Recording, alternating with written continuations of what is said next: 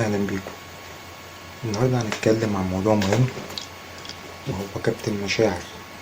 ايه اللي ممكن يحصل لك صحيا وبدنيا لو انت كتمت مشاعرك وما بحتش بيها؟ طبعا مفيش حد مننا بيحب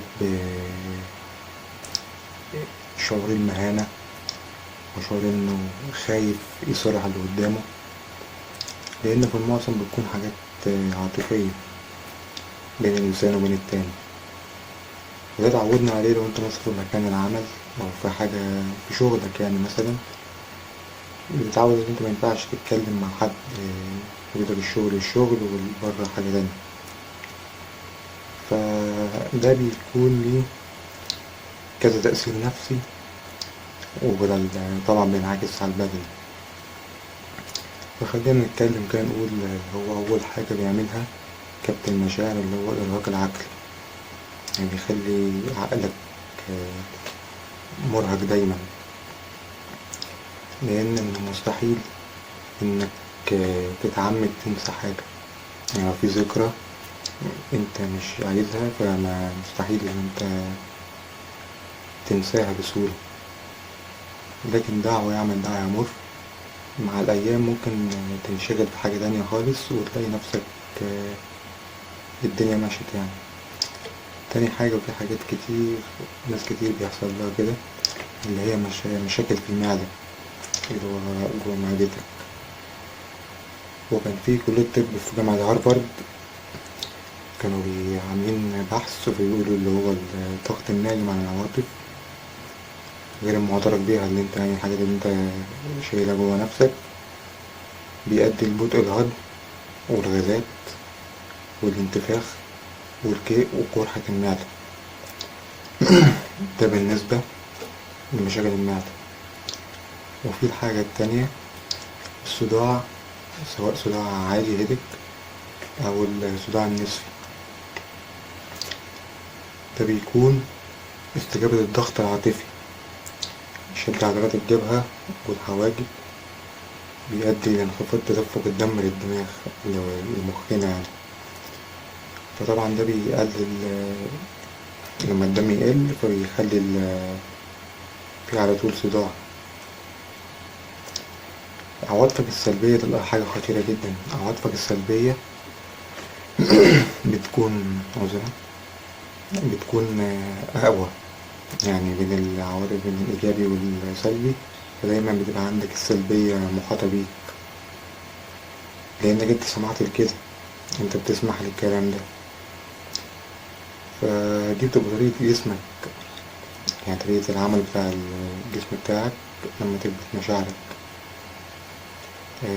في ناس كتير، ولكن دي مش دايما، لكن هي غالبا. يعني أنا واحد من الناس لما كنت تحت ستريس واكتئاب والكلام اللي هو حاجات العصر اللي احنا فيها اليومين دول، أنا عن نفسي برفع مش بضغط. لكن ناس كتير بيجيلهم زيادة الوزن، لأن في ناس كتير بيحسوا بالأمان لما ياكلوا كتير، يعني مش لاقيين حاجة يعبروا بيها، فبيلاقوا اللذة بتاعتهم جوه الأكل. فبياكلوا كتير، كل ما يتوتر ياكلوا، كل ما يتوتروا ياكلوا عشان التوتر يقف. فيكون هو يعني زي الدمادة كده، يعني اللي هو حاجات مؤقتة لمشكلة حقيقية. فبيبقى مرجح كتير جدا إن الناس دول بيزيد وزنهم، وطبعا بيبقى في مشاكل صحية بتنجم على كده. في بقى اللي انت ما تحسش ما تحبش تجرب الحاجات الإيجابية، يعني مثلا حد يقول لك نجرب كذا نجرب كذا، حاجة إيجابية كرحلة أو ممكن تطلع رحلة وترجع منها اللي انت مش حاسس بسعادة. فبيكون مش عايز تختبر الحاجات دي من الآخر، يعني انت ما عندكش الرغبة ان انت تختبر. ده عموما بيكون اكتئاب يعني. يعني كل ده برضه من ضغط الكبت، اللي انت ما تحبش تتكلم وتقول اللي انت حاسس بيه. في بقى النقطتين الجايين اللي هما الأخيرة، يعني في نقطتين: الخطر اللي بسبب الكانسر، السرطان. كان برضو كلية هارفارد للصحة العامة لقوا الناس اللي عندهم العواطف اللي هم بيكتموها مكبوتة عندهم خطر إصابتهم بالسرطان بنسبة 70%.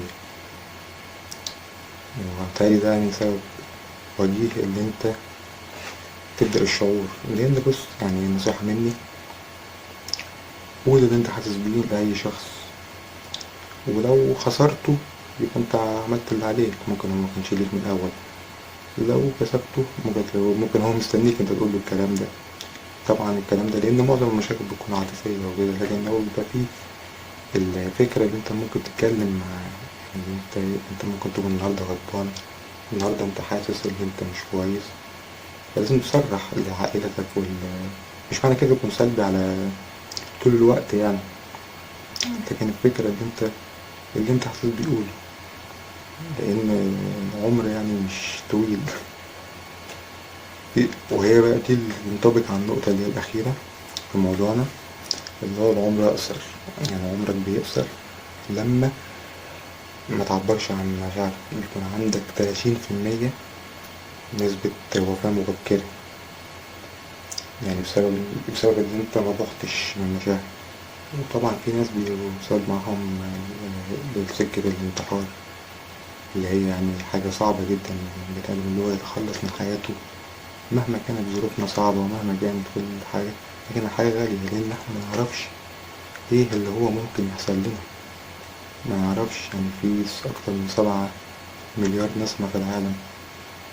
ممكن أنا مش بقول إن أنت لازم تجرب كل الناس، مش هتقدر تتواصل معاهم طبعا، ضرب من الخيال مستحيل، لكن في ناس كتير ممكن يتفهموك ويدوك دعم معنوي، دعم عاطفي، والحياة تمشي.